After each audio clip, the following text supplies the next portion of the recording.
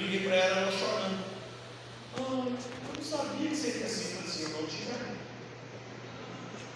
Eu tinha que dizer quem eu era. Por isso você menina burra que está aqui nessa tarde. Para de estar pedindo para Deus, eu quero casar com um pastor. Você não sabe o que você está falando. Sabe quantas vezes a Paty teve que limpar a marca de batom das minhas roupas? Que as meninas vêm me abraçar, elas viram o rosto. Aí imagina você, marido, chegando em casa com um monte de marca de batom.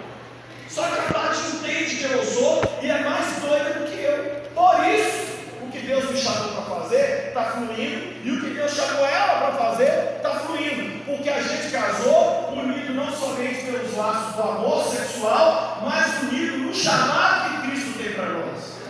Glória a Deus. Antes da gente falar de liderança dos outros, nós temos que falar de liderança de nós mesmos. Provérbios diz que aquele que não se domina é pior do que aquele que deixa uma cidade ser invadida.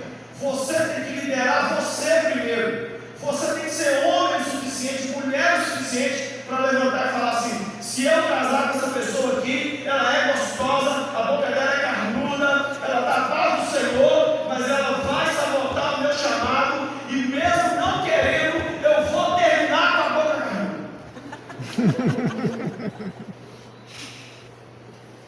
Não é carnuda, a gente sabe que é aquele silicone. Ácido hialurônico. Outra vez ele é ácido hialurônico. Eu falando que é amor, não é, gente? Só para deixar bem claro. O que a gente precisa então, gente? Entender essas três coisas. O seu chamado não tem a ver com carne, não tem necessariamente a ver com a sua profissão, apesar de que Deus pode e vai usar muitas vezes a nossa profissão, e precisa ser firmado num casamento muito sólido. Um casamento muito sólido. Eu vou repetir: um casamento muito sólido. Quem que já é casado? Levanta a mão. Muita gente. Quem não é? Levanta a mão. Muita gente. Você que está casado, chupa essa mão aí. Se vira, não vem? Porque as pessoas hoje estão mandando assim: pastor, meu casamento não foi da vontade de Deus. Só o problema é seu. Ninguém pôs revólver. Aqui, ninguém pôs revólver na cabeça de ninguém na hora de casar. Ninguém. Agora não vem virar estatística, não. Tá? No Brasil, somente 24% dos divórcios tem a ver com traição, espancamento ou abandono. 76% dos divórcios brasileiros são baseados em quê? Em compatibilidade. Compatibilidade na ova. Compatibilidade todo mundo tem com alguém uma hora. Todo mundo. Toda hora, todo dia. Tá? Então, o que nós precisamos? Quanto mais cedo descobrirmos qual é o nosso chamado específico, menos risco teremos de aceitar o cargo errado na igreja, de escolher a profissão equivocada ou de casar com alguém cujos propósitos não se encaixam para a nossa vida. Ou seja, em outras palavras, procura o seu chamado e deixa o seu chamado moldar o cargo da igreja, deixa o seu chamado moldar a sua profissão e deixa o seu chamado moldar a pessoa com quem você vai casar. Quanto mais cedo, por que os jogadores de futebol que mais têm sucesso na carreira são aqueles que começaram a jogar bem novinho? Porque eles tiveram tempo. Muitos de nós estão fazendo, sabe o quê? Eu estou lá na igreja, pastor. Estou lá. E o que foi isso mesmo? Nossa, eu estou só esperando em Deus. O que é esperar em Deus? As pessoas acham que é sentar e ficar esperando. Não. Jesus, qual é o meu chamado? Jesus, qual é o meu chamado? Jesus, qual é o meu chamado? Jesus, qual é o meu chamado? Em que o Senhor quer que eu lidere? Onde o Senhor quer que eu fale? O que o Senhor quer que eu construa no teu reino? É para ele. Porque Jesus não mata os crentes quando eles se convertem. É a coisa mais lógica. Pensa na cabeça de Deus. Converteu? Mata. Vem. Não corre o risco de desviar. Não corre o risco de queimar meu filme lá na terra. Olha aí, porque tem um monte de gente queimando o filme. Tem ou não tem? É verdade. O único motivo dele não levar a gente quando a gente converte é porque ele só sonha que a gente cumpra o chamado e a missão que Ele tem para nós. E eu tenho uma notícia para te dar: se você está vivo, é porque Ele ainda não terminou de fazer o que Ele quer fazer em você. Ele tem um chamado muito grande para a sua vida.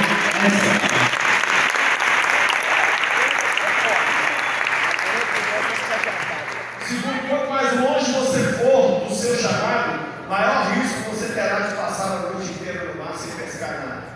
O seu chamado está aqui, ó. Se você afastar do seu chamado, você é bom em vendas, você não consegue vender nada. Você é bom no tribunal, você não consegue ganhar causa nenhuma. Quanto mais longe você ficar do centro da vontade de Deus, Pedro era pescador, os discípulos eram pescadores, mas a Bíblia diz que eles não pescaram nada. Por quê? Porque Jesus havia mudado a missão. Vocês não vão ser mais pescadores de peixe, vocês vão pescar homem.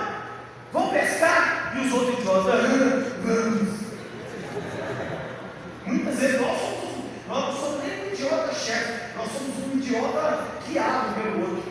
Que alguém vira e fala assim: vamos mudar para Portugal, lá tem euro. Vamos para os Estados Unidos, tem euro. Vamos embora. Peraí. Faz parte do seu chamado? Ó, nos últimos 6 meses, tudo que eu vou falar aqui, eu recebi convite para mudar para mais de 10 países. Quase todo mês partidos políticos me chamam para eu sair candidato a alguma coisa. Eles falam assim: você não vai sair, é coisa pequena, governador. Não, você tem que sair senador, você já ganha. Gente, pera. Eu nasci aqui. Você tem que viver todos os dias lembrando daquele dia onde você vai ter que chegar diante do seu mestre e prestar contas do que ele te chamou para fazer. Nesse dia eu não quero gaguejar, nesse dia eu não quero falar assim: é porque todo mundo está fazendo, Senhor Jesus. Ai, Senhor, eu entrei de gaiato porque esse é o trend da internet. Não. O que Ele me chamou, é nisso que eu quero ficar. E ó, vou te falar, quando você descobrir qual é a missão específica que Jesus tem na sua vida, você ainda vai ter que passar a vida inteira lutando para não sair dela. Porque a vontade de dar muitas vezes é de sair. Muitas vezes não é o que dá mais dinheiro, muitas vezes não é o que dá mais projeção. Terceiro, as curas de Deus para a nossa vida vêm disfarçadas de trabalho, porque ao curarmos outros, nós é que saímos curados. As promoções de Deus sempre vêm disfarçadas de trabalho. Quem quer ser promovido aqui? Deixa eu ver. Sabe como é que Deus manda promoção para a gente? Manda trabalho. Olha Davi.